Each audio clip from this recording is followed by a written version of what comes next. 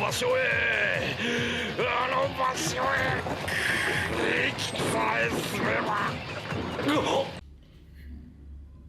എടാ സുഭാഷേ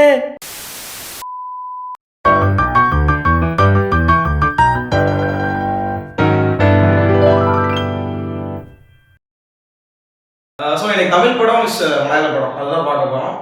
இவர் வந்து மலையாள படத்தை சப்போர்ட் பண்ண போகிறாரு. இல்லை சப்போர்ட்லாம் இல்லை. ஏன் வந்து எல்லாரும் அது பக்கம் சாஞ்சி நிற்கிறாங்க. மலையாள படம் யார் சார்ந்து நிற்கிறான்? வேற யாரு? நான் தான். படத்துக்கு போகிறோம் நல்லா இருக்கு. இப்போ ரீசெண்டாக வந்து 6 படங்கள் குட், அது ஓகே புரியுது.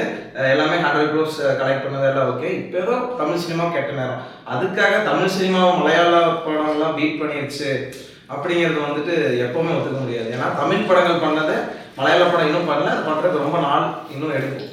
என்ன பண்ணுச்சு? Don't try to play the fool with me, Nikesh. No, it's very bad. Luckily இப்போ நிறைய படங்கள் கடத்தாசன் படம்லாம் ரொம்ப யதார்த்தமாக இருக்குது, அதெல்லாம் நான் ஒத்துக்கிறேன். பட் சங்கர் மூவிஸாக இருக்கட்டும், மணிரத்னம் மூவிஸாக இருக்கட்டும், மணிரத்னம்லாம் ரொம்ப பின்னாடி, அவ்வளோ பின்னாடி போக வேண்டாம். ஓகே, ரீசெண்ட் டைமில் 2012 அப்புறமே பார்த்தீங்கன்னா சூதுகம், இப்போ லோ பட்ஜெட் ஃபிலிம்ஸ் எடுத்துட்டீங்கன்னா ஜிவி, மூடர்கூடம், இதெல்லாமே கூட ஒரு சென்னை மாதிரி வந்து பயங்கர சக்ஸஸ் ஆன படங்கள் தான். ஸோ நான் ஒன்லி மலையாள படம் மட்டும் வந்து ஸ்கிரிப்ட் நல்லா இருக்கு அப்படின்னு சொல்லிட்டு நம்ம ஃபுல்லாக இல்லை அப்படியெல்லாம் சொல்லலை. But Malayalam cinema is evolving. நீங்கள் மலையாளம் ஃபிலிம்ஸ்லாம் பாருங்கள், எந்த அளவுக்கு அவங்க வந்து கலை அப்படி கொட்டி. சரி ஓகே, நீங்கள் வந்துட்டு ஒரு இது மாதிரி ஒரு மலையாள படத்துக்கு தமிழ் படம் வந்து ஈக்குவலாக எதாவது சொல்லுங்கன்னு சொல்லி ஏதாவது மலையாள படம் சொல்ல முடியுமா? எப்பேற்பட்ட ஸ்கிரிப்ட் தெரியுமாயா, இது மாதிரி எடுக்க முடியுமாயா? அது மாதிரி நான் 10 படம் தமிழ் சொல்லுவேன்.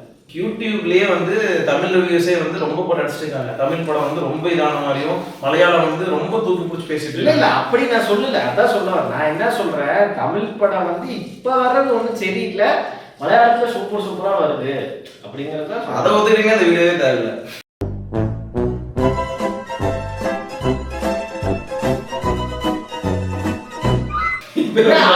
சொல்லுவார். நான் வந்து ஒரு 2020க்கு அப்புறம் அந்த மலையாள படம் வந்து அதுக்கப்புறம் வந்து தமிழ் படத்தோட கம்பேர் பண்ண தமிழ் படம் வந்து குவாலிட்டி வைஸ் ரொம்ப அடி வாங்கி அப்படியே இறங்கிடுச்சு. லாஸ்ட் 4 years ஆமாம் லாஸ்ட் ஒரு 4 இல்லை ஓகே, அதுக்கு முன்னாடியே அவங்க சில நல்ல படம்லாம் கொடுத்தாங்க. பட் லாஸ்ட் ஒரு 4 yearsல பயங்கரமாக எக்ஸ்ப்ளோர் பண்ணேன். இப்போ பிரம்மயுகம் வருது. பிரம்மயுகம் வந்து தும்பாடுன்னு சொல்லிட்டு ஒரு ஹிந்தி படம் நான் பார்த்துருக்கேன்.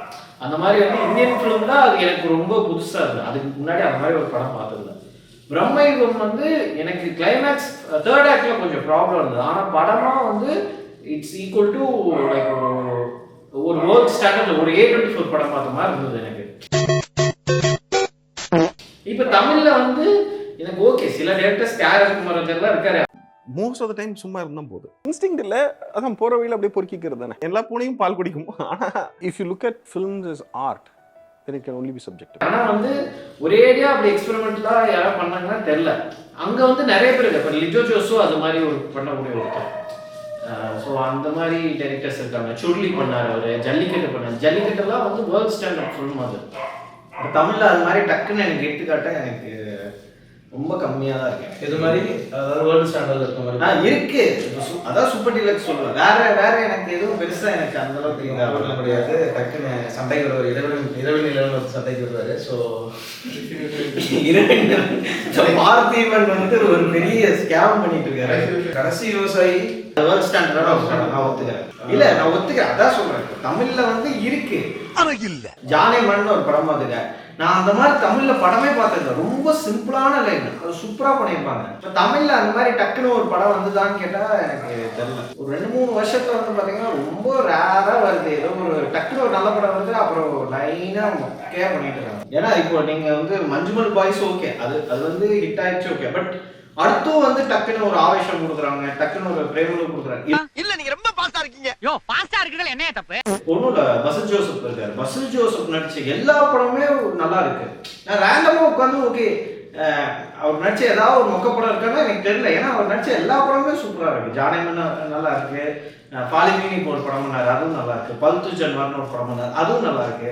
ஃபகத்வாசன் அப்படிதான். ஃபகத்வாசன் வந்து ஒரு 2020க்கு மேல வந்து அவரோட படங்கள் எனக்கு தெரிஞ்சு எல்லாமே வந்து ஆல்மோஸ்ட் லைக் ஒரு 2-3 படத்தை தவிர இருள்லாம் எனக்கு பிடிக்கல. பட் மற்ற எல்லா படமே வந்து ரொம்ப குவாலிட்டியான ஒரு கண்டென்ட் தான் கொடுத்தது. இதுக்கு ரீசன் என்ன நினைக்கிறேன்னா, இப்போ தமிழ் சினிமாவில் வந்து டேரக்டர்ஸ் வந்துட்டு கன்சிஸ்டன்சி மிஸ் ஆனதுக்கு காரணம் நிறைய பேர் காணாம சோம்பேறி என்ன பச்சிக்கிட்டு இருக்கா எதுக்கு எடுத்தாலும் எனக்கு முடக்காம அப்படின்னு சொல்ல. ஏன்னா லாஸ்ட் 3 படம் வந்து பயங்கரமா பண்ணிட்டு லோகேஷே வந்து ரிவியூல வந்து கொஞ்சம் தவற விட்டாரு. ஸோ ஆமாம், இந்த கத்தியை யார் செய்தது? நான் தான் செய்தேன் மன்னா. எங்கே கொஞ்சம் பிடித்தீங்களு? இழுத்தேன். எங்கே கொடுங்கள். அதில் என்னடா தேடுகிறாய்? அதில் என்ன தேடுகிறாய்? அந்த ஃபார்ம் வந்து போகும்போது ஸ்கேம் பண்ணிட்டு இருக்கிறேன். அந்த கனெக்டிவிட்டி இருக்க மாட்டேது, நம்மளுக்கு ஒரு நல்ல படங்கள் கிடைக்க மாட்டேது.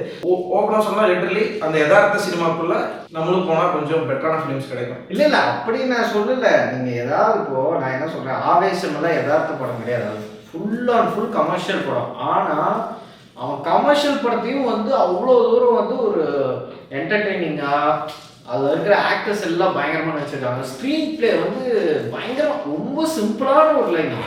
ஒரு காலேஜுக்குள்ள ஒரு ஜூனியர் கேங் இருக்காங்க, சீனியர் கேங் இருக்காங்க. சீனியர் வந்து ஜூனியரை வந்து ரேக் பண்ணிட்டாங்க, பதிலுக்கு வந்து இவங்க வந்து பழிவாங்கணும். இவ்வளோதான். இது வந்து நம்ம ரேண்டமாக நம்ம ஒரு யூடியூப் சேனலில் கூட இந்த கான்டென்ட் பார்த்துடலாம். ஆனால் அதை வந்து அவ்வளோ இன்ட்ரெஸ்டிங்காக கிளைமேக்ஸ் எல்லாம் பயங்கரமாக இருந்தது. ஸோ ஏன் இது நடக்குது அப்படின்னா, எனக்கு தெரிஞ்சு நீங்கள் சொல்கிற காரணத்தை விட நான் எப்படி பார்க்குறேன்னா, தே ஆர் டேக்கிங் டைம். ஒரு எழுதுறதுக்கு தேவையான ஒரு டைம் எடுக்கிறாங்க. அதுதான் மெயினான ஒரு விஷயம் நான் பார்க்குறேன். ஓகே, நான் வந்து மலையாளம் வந்து ரொம்ப தூக்கி பிடிக்கிறேன் அப்படியெல்லாம் கிடையாது. பட் உண்மையை சொல்லணும்னா they are making something good. இப்போ நான் எப்படி சொல்கிறேன்னா, இப்போ ஒருத்தர் ஃபாரின்லேருந்து வர்றாரு, லைக் இல்லை சோஷியல் மீடியாவில் நம்ம அவர்கிட்ட இன்ட்ராக்ட் பண்ணுறோம், டக்குன்னு வந்து okay suggest me some Indian films அப்படின்னா என்னால் ஒரு 10 மலையாள படம் சொல்ல முடியும். நான் வந்து முட்டு கொடுக்குவேன். சீரியஸாகவே ஒரு 10 மலையாள படம் வித் ஓகே இது பாருங்க, யூ ஓன்ட் பி டிசப்பாயிண்டட்னு என்னால் சொல்ல முடியும்.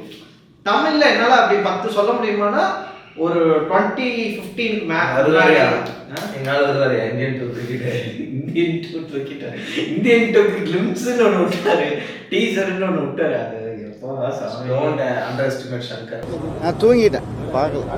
தமிழ்ல டேரக்டர்ஸே இல்லை மொத்தம் சொல்ல போனா. இப்போ கொண்டு போற கேரக்டர்ல இப்போ 2வது விஜய் வந்துட்டு நாட் பெஸ்ட் ஆக்டர்னு சொல்ல வரல, பட் பிஸ்னஸ் வைஸ் வந்து இந்தியாவில் முக்கியமான இடத்துல இருக்காரு அப்படி. ஸோ அவருக்கு போகிறது ஒரு பெரிய லாஸ் தான் தமிழ் சினிமா. ஸோ ரொம்ப தமிழ் சினிமா கீழே போயிருமோங்கிற ஒரு பயம் இருக்கு. கீழெல்லாம் எந்த இண்டஸ்ட்ரியும் போக ஆல்ரெடி போயிடுச்சு. அப்படிலாம் பேசாத, எவனா வந்துடா போறான்.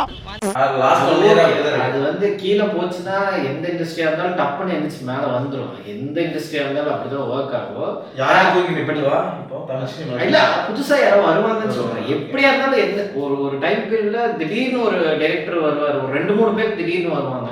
அது இப்போ லாஸ்ட் இயர் வந்து பாத்தீங்கன்னா டாடா வந்தது, குட் நைட் வந்தது, அந்த மாதிரி கண்டினியூஸா ஒரு 2-3 படங்கள்லாம் வருது. தமிழ் சினிமாவில் ஆப்பர்ச்சுனிட்டி கிடைக்குது. ஒரு நல்ல படம் பண்ணா உடனே பெரிய ஸ்டார் வச்சு பண்ற ஆப்பர்ச்சுனிட்டி கிடைக்குது. இப்போ சித்தா கூட அருண்குமார் பண்ணாரு, டக்குன்னு விக்ரம் மெஷூர் வீர தீர சூரான்னு ஒரு படம் பண்றாருல. பட் அப்படி போகும்போது அதே எஃபிஷியன்சி அங்கேயும் காட்டி அது அந்த அளவு கண்டென்ட் குட்டா இருந்தா பெட்டர். பட் அது தமிழ் சினிமாவில் மோஸ்ட்லி நடக்கிறது இல்லை. அதான் சொல்றேன். இப்போ உனக்கு டப்புன்னு ஒரு ஆப்பர்ச்சுனிட்டி கிடைக்குது, நீ என்ன பண்ற? இப்போ லைன் நல்லா இருக்குமே, இவங்க என்ன பண்றாங்க, ஃபுல்லா டெவலப் ஆயிருக்கு. அந்த லைனை மட்டும் வச்சுட்டு போய் உழப்பிடுறது. அடுத்து ஒரு 2 மாசத்துல ஷூட் போடலான்னு அந்த ஆள் சொன்னதோ, இவங்க என்ன பண்றது, ஒரு 2 மாசத்துல போகணுமே அப்படின்னு சொல்லிட்டு ஒரு 10 பேரை கூப்பிட்டு வச்சு பீஸ்ட் கான்டென்ட் அந்த மாதிரி கூட எதுவும் இல்லை. ஏன்னா பீஸ்ட் வந்து டைகார்ட் படம், அது எல்லாருக்குமே தெரியும். இல்ல பீஸ்ட் ஆனா எனக்கு வந்து பீஸ்ட் வந்து ஒரு முக்கியமான ஒரு படம். இல்ல ஏன் நான் சொல்றேன், இல்ல யாரும் கோச்சுக்கிறேன், நான் ஏன் சொல்றேன், பெரிய சப்போர்ட் பண்ணி பேசிட்டு ஏன் நல்ல படம் சொல்லுவோம், ஓகேயான ஒரு படம். ஏன் நான் சொல்றேன், இப்போ முட்டு முட்டு என்ன முட்டு முட்டு முட்டு என்ன முட்டு பீஸ்ட் எதுனாலும் இல்ல அதான் சொல்ல ரீசனா வந்த படத்துல வந்து பீஸ்ட் பெட்டரா இருக்கனால இல்ல அப்ப பெட்டர்னே நான் அந்த படத்துல என்ன சொல்லியா பீஸ்ட்ல ஒண்ணு இல்ல. அப்புறம் எதுக்கே வந்து அப்ப எதுக்கே சொன்னேன் ஒண்ணு சொல்றேன். பீஸ்ட்ல என்ன நல்லா இருக்குன்னு நான் சொல்றேன்.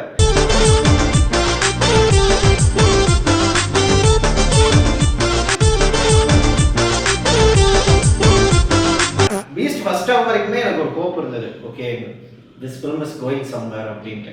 அப்புறம் அது எங்கே போச்சுன்னு எனக்கும் தெரியல. அப்புறம் கிளைமேக்ஸ் வந்து மொத்தமாக முடிச்சு விட்டாங்க.